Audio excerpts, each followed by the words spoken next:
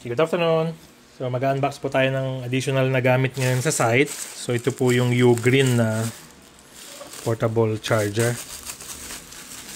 So first time po natin kumuha ng Ugreen na portable charger. Though meron na po tayong mga ibang gamit na nabili.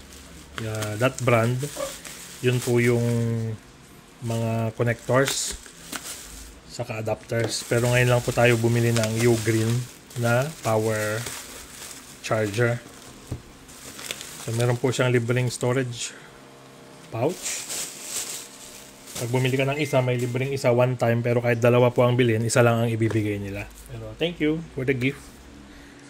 So 20 wattage.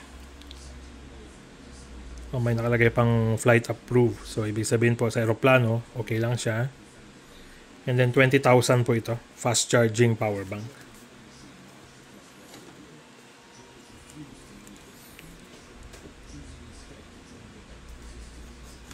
Very important po itong mga portable power chargers, lalo na sa mga nagsa-site survey o kaya yung mga nasa truck.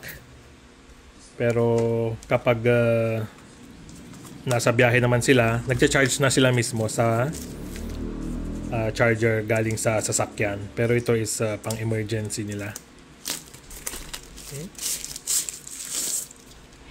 Saan po? Meron siyang protective cover. So dalawang USB saka isang USB-C. Yung dalawang USB, out 1, out 3, out 2. Pero itong USB-C is in and out. Ibig sabihin dito na rin po tayo magcha-charge. So 46%. So i-charge na lang natin. And then, tignan po natin yung kanyang performance. I-review po natin performance niya after 1 month. Para mabigyan ko po kayo ng update kung kumusta yung kanyang performance. 1,000 pesos po ang isa nito. Naka-promo. Okay. So, yung cable niya, tignan natin. Ito po yung kanyang kasamang cable. Kanyang mga papers, instructions. Okay?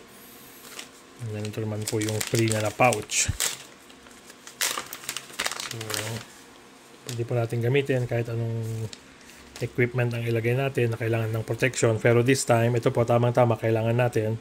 Dito po natin ilalagay yung S25 Ultra natin na ginagamit natin pang filming. Okay? Salamat po.